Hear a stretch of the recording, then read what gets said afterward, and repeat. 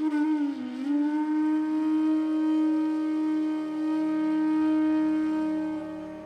જગ્યાએ અમને કે વચનામૃત કરો, વચનામૃત કરો. હવે એ ગામમાં કોઈ ઠાકોરજી જ ના હોય. ભાઈ મારે શું વચનામૃત કરવા, તમે જ કહો મને. અહીંયા શું મારે જે આપણે કહેવાનું છે કે જે આજ્ઞા છે એ બધું સેવા કરતા હોય પછી ચાલુ થાય ને. પછી અહીંયા હું એમ કહું કે ધર્મ ધ્યાન કરવા ને પલાઠી વારીને રોજ 10 મિનિટ તમને, પછી અહીંયા મારે કાંઈક તો કેવું ને, કાંઈક તો કરવું જ પડે. ઠાકોરજીની સેવા હોય નહીં એટલે પછી આખા ગામમાં પછી શું કરું, પછી એમ કેવું કે તમે છે ને 10-10, 15-15 મિનિટ ધ્યાન કરવાનું ચાલુ કરી દો. ને અહીંયા કોઈને ઠાકોરજી ના હોય એ કરી શકે છે, એમાં કંઈ ખોટું નથી. પણ આ એક શરૂઆત કરો. જુઓ આમાં બહુ આનંદ આવે એવું છે. એમાં 5 મિનિટનો ક્રમ રાખો કે રોજ આંખો બંધ કરી અને જે સ્વરૂપમાં તમને ભાવ હોય, તમને ગોવર્ધન ધરણમાં આસક્તિ હોય, મદન મોહનજીમાં હોય, બાલકૃષ્ણલાલમાં હોય, જે સ્વરૂપમાં નટવરલાલમાં હોય, ચંદ્રમાજીમાં હોય, દ્વારકાધીશજીમાં હોય, જે સ્વરૂપમાં આસક્તિ હોય એ સ્વરૂપમાં એનું ચિંતન કરો. 5 મિનિટનું ધ્યાન કરો આંખું બંધ કરીને. કે સુંદર મજાના યમુનાજીનું તટ છે, એ તટમાં કદમનું વૃક્ષ છે, એ કદમના વૃક્ષની આગળ એ પ્રભુ એક પગની આંટી રાખીને હાથમાં વેણું વગાડે છે. મને મદન મોહનજીનું જ આવશે એટલે તમને જે લાગુ પડતો એ કરી લેવું. હા, કારણ કે મને મદન મોહનજીનું જ આવશે. એટલે એ બિરાજે છે, સુંદર મજાની વેણું વાગે છે. અને વેણું વાગે છે, જ્યારે વેણું વાગે છે ત્યારે યમુનાજીમાં એ સ્પંદનો ઉઠે છે, એ લહેરોમાં. એવું તો કેટલું ધ્યાન થાય આમાં. પછી આવો ને એકદમ બારીકી ઉપર આવો, ચરણારવિંદથી પ્રારંભ કરો. ઠાકોરજીના ચરણારવિંદ, ઠાકોરજીના એ એક એક ચરણના ચિહ્નો છે એનું ધ્યાન કરો. પછી ઠાકોરજીએ નુપુર ધારણ કર્યા છે, ઠાકોરજીએ નખભૂષણ ધારણ કર્યા છે, ઠાકોરજીએ આગળ જતા બધા એક એક શ્રીઅંગના વસ્ત્રનું ધ્યાન કરો કે ધોતી ધારણ કરી છે, ઉપરનો ધારણ કર્યો છે. પછી ઠાકોરજીના શ્રીકંઠમાં બિરાજે છે. પછી મુખારવિંદ ઉપર આવો. પછી મુખારવિંદમાં ઘણું બધું છે. પ્રભુના અધરોષ્ટા આવા મધુર છે, પ્રભુના નેત્ર આવા છે, પ્રભુની નાસિકા આવી છે, એમાં નકવેસર ધર્યું છે, હળપચીમાં ચીબુક ધારણ કર્યું છે, કાનમાં કુંડલ ધારણ કર્યા છે. એ બધા જે શ્લોકોમાં વર્ણન આવે છે ને આપણે ત્યાં ધ્યાનના, એને ખરેખર આમ ધ્યાનમાં એપ્લિકેબલ કરો. એને એમાં લગાડો ને પછી 5 મિનિટ બેસશો, 10 મિનિટ બેસશો તો જુઓ તમને કેવો આનંદ આવે. જેને ઠાકોરજીની સેવા નથી, જે કાંઈ કર્તવ્યમાં પરાયણ નથી, જે કોઈને કોઈ પ્રતિકૂળતાઓને કારણે ઠાકોરજીની સન્મુખ થઈ શકતા નથી, કદાચ કોઈ ધંધાને લીધે, કદાચ કોઈ ભણવાને લીધે, ભણતરને લીધે, તો કોઈ પણ વિદ્યાર્થી છે એ કરી શકે છે, કોઈ પણ ધંધાવાળો માણસ પણ કરી શકે છે. એ જ્યાં બેઠો હોય ત્યાં, એની દુકાને, એની ઓફિસમાં કે ક્યાંય પણ એના વ્યવસાય ક્યાંય એમાં ડિસ્ટર્બ નહીં થાય. પણ એ 10 મિનિટનું ધ્યાન છે ને જો કેવો આનંદ આપે આપણને. ઠાકોરજીના તો સ્વરૂપ, ગુણ, લીલા કાંઈ પણ એમાં આનંદ આવશે. એટલે એ સ્વરૂપનું ચિંતન કરો કે કેવા પ્રભુ છે, મોરપીસ ધારણ કર્યું છે, આવા સુંદર મુખારવિંદ છે, જેમાં આસક્તિ હોય એ લીલાનું ચિંતન કરો. આવા ધ્યાન કરશો ને તો મન થશે કે હવે ભાગવતજી ક્યાંક વચાયો, એમાં કઈ કઈ લીલા છે. સ્વરૂપના દર્શન કરીએ ને એટલે શું થાય, સીધું આપણે દર્શન એવા થઈ ગયા બધા ધક્કા ક્લાસ જેવા, ધડ કરતા દર્શન કરતા નીકળી જાય. આપણે દર્શને ક્યાં એવી રીતે કરીએ, દર્શને એ રીતના થવા છે ને. નિરખવા નંદકુમાર, નિરખવાના છે, એમ થાય કે આવી ગયો, એનાથી વધારે નહીં થાય. પુષ્ટિ માર્ગમાં તો દર્શનની ભાવના કેટલી સુંદર છે. અહીંયા તો ગોપીજનો એમ કે છે કે આ બ્રહ્માજી બહુ મૂર્ખાઈ કરી કે આ પાપણું બનાવી, એને ખબર નથી પડતી કે પાપણું બનાવે. આ પાપણ બનાવી આંખની ઉપર તો એ ઉઘાડ બંધ કરવી પડે. એટલી વાર ઠાકોરજીના દર્શન નથી થતા તો અમારાથી રહેવાતું નથી. આ વ્રજ ભક્તો આવી વિનંતી કરો, આ દર્શન થાય. બીજી અર્ચન કરે છે, ગોપી ગીતમાં આવે છે ને કે નયનોથી અર્ચન કરે છે પ્રભુનું. વ્રજ ભક્તો છે એ પ્રભુનું નયનોથી અર્ચન કરે છે, આરતી ઉતારે છે, પૂજન કરે છે. અર્ચન એટલે એને નિરખે છે પ્રભુના એક એક સ્વરૂપના દર્શનને. કે ગાયો ચરવા પ્રભુ પધારતા હોય કે પાછા પધારતા હોય, જ્યારે આવણીનો સમય હોય ત્યાંનું વર્ણન બધું વાંચો તમે તો વ્રજ ભક્તો છે એમાં જ ધ્યાનસ્થ છે, એમાં જ મગ્ન છે, એ જ લીલા રસમાં છે, એવા ઉત્કટ સ્નેહમાં છે બંધાયેલા. એમની પાસે કઈ પુસ્તક નથી, આપણી પાસે પુસ્તકે ઘણા છે. આપણે તો પુસ્તકો ઘણા બિરાજ્યું ને, ગ્રંથો ઘણા બિરાજ્યું. એમને તો કોઈ એવી અનુકૂળતા નથી, કોઈ એવો સંઘ નતો, કોઈ એવા વૈષ્ણવ નતા. આપણે તો બધુંય તૈયાર છે, બધુંય પર્યાપ્ત. જે કાંઈ જોઈએ એ પ્રાપ્ત છે. આપણી ભાષામાં જોઈએ તો આપણે સંસ્કૃતમાં કદાચ ન સમજાય તો દયારામભાઈનું સાહિત્ય એટલું બધું છે સરળ ગુજરાતીમાં કે એમાં તમને બ્રહ્મવાદે સમજાઈ જશે, ભાગવતે સમજાઈ જશે, ભગવદ્ ગીતા સમજાય, જ્ઞાન કર્મ ભક્તિ બધું આવી જશે. જે કાંઈ છે ને શાસ્ત્રોમાં એ સંસ્કૃતમાં એ બધું દયારામભાઈ સરળ ગુજરાતીમાં સમજાયું. એ બધાને વાંચીએ, કંઈક સમજીએ, કંઈક સમજણ આવે, સમજણ સાથેનો સત્સંગ કરીએ, દુસંગથી બચીએ, એ બધું બહુ જરૂરી છે. અને સમર્પણનો ભાવ ખીલાવે. પેલા એ જમીનને તૈયાર કરવી પડશે જો ભક્તિ કરવી હોય તો. અને ભક્તિ કરવા માટે એ જમીનને ઓલા ભાટ હોય ને અહીંયા કઈ ઉગે નહીં, પાણા હોય કાળી માટી નાખવી પડે.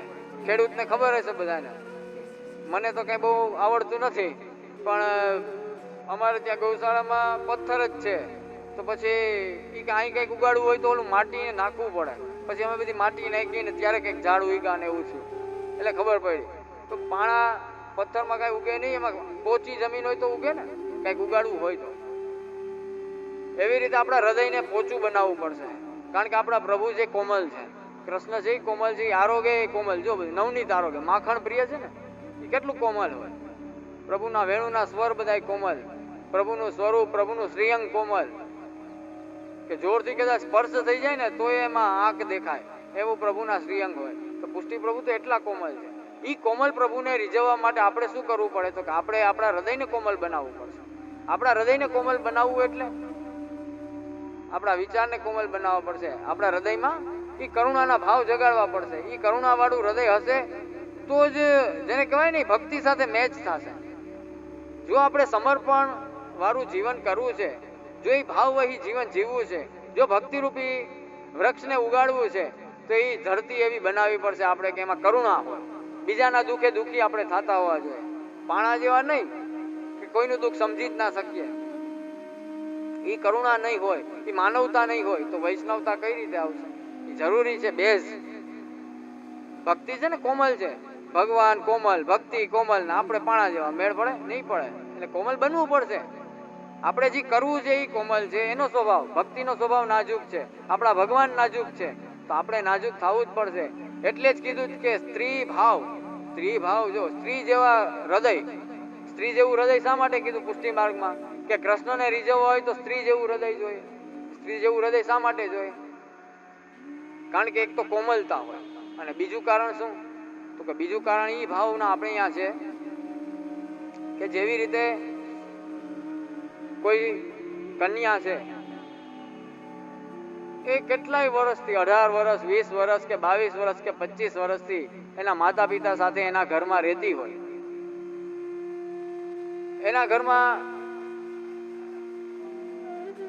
એને બધી આસક્તિ થઈ ગઈ હોય વસ્તુઓમાં, વ્યક્તિઓમાં, એના માતા પિતામાં, સગા સંબંધીમાં, એના ભાઈમાં, એ બધાની આસક્તિ. એના લગ્ન થાય છે ત્યારે આટલા 18, 20, 25 વર્ષ સુધી જે ઘરમાં રહ્યા હોય, જે વ્યક્તિઓ સાથે સંબંધ હોય, એ બધું એક ઝટકે છોડીને બીજાના ઘરે રહેવા વહી જાય. આ સ્ત્રી જ કરી શકે, આ પુરુષનું કામ નથી આ કરવું, કે બીજાના ઘરે વહી જાવ, બધું મૂકીને, પોતાના મા બાપને મૂકીને. એવી રીતે આપણે પણ આપણા સંસારમાં જેટલી પણ આસક્તિઓ છે, વ્યક્તિઓમાં, વસ્તુઓમાં, સંબંધમાં, એ બધી એક ઝાટકે મૂકીને ભ્રમસમન થાય એટલે ભગવાનમાં એ આસક્તિ લાગે. જેમ ઓલી સ્ત્રી બધી છોકરી મૂકીને એના સાસરે વહી જાય ને, એમ આ બધું મૂકીને આપણે સાસરે, ગોકુલ સાસરીએ જવું છે. આપણે આ એમ છે પુષ્ટિ માર્ગમાં એમ છે કે ગોકુલ સાસરીએ જવું છે. તો આપણે એ કોણ કરી શકે? તો એ સ્ત્રી જેવો ભાવ હશે એ. આમ ભલે ને મૂછાળા થઈને ફરતા હોય આપણે, પણ પુષ્ટિ માર્ગમાં તો એ કઈ હૃદય સ્ત્રી જેવું કોમલ હશે તો કઈક થશે, તો કૃષ્ણ રીતશે, તો એ કૃષ્ણ કઈક આપણી સામે જોવે અને કૃપા વિચારે.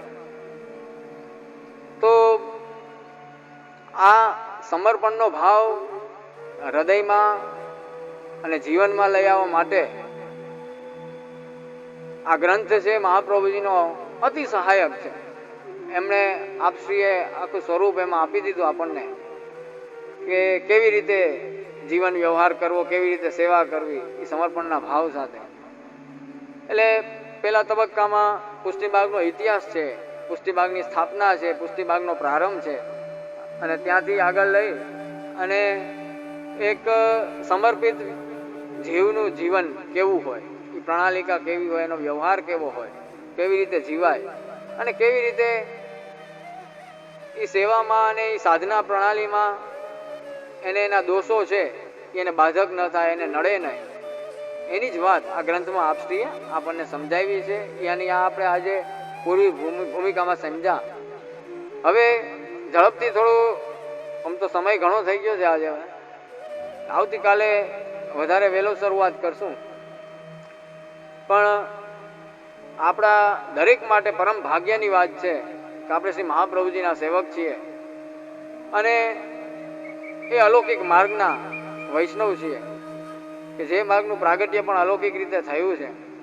તો એના વિશે એ ગ્રંથ પ્રાગટ્યથી લઈ અને આગળ શ્લોક શ્રી મહાપ્રભુજીની કૃપાથી જે થાય એ યથામતી આપણે સૌ સમજવાનો પ્રયાસ આવતીકાલે કરશું.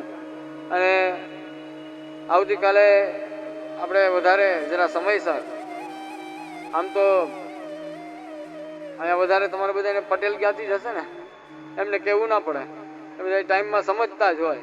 તમારી છાપ એવી છે, તમારી બધી છાપ એવી છે એટલે તમારું આયોજન સમયસર થાય.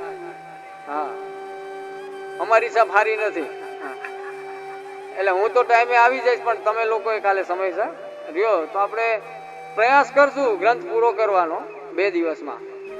પણ મુખ્ય વાત મેં જે કહી કે સમર્પણનો ભાવ એ જ ખીલવવાનો છે આપણે સૌએ બ્રહ્મ સંબંધીએ. અને એ જ વાત મહાપ્રભુજી અહીંયા આપણને સરળ રીતના સમજાવવા માગે છે કે એને જીવનમાં અને વ્યવહારમાં કેમ લઈ આવો સમર્પણ. તેના ઉપર પ્રયાસ કરશું. એ આચાર્ય ચરણોની ટીકાઓના આધારે શ્રી ગોકુલનાથજી, શ્રી રઘુનાથ ચરણ, શ્રી હરિરાય ચરણ, શ્રી કલ્યાણરાયજી એવા અલગ અલગ 11 ટીકાકારોની ટીકા આ ગ્રંથ ઉપર છે. તો આજની ભગવદ્ ગુણાનુવાદ સત્સંગના અહીં વિરામ આપીએ છીએ. આવતીકાલે એમની કૃપાથી આગળ વધારશું.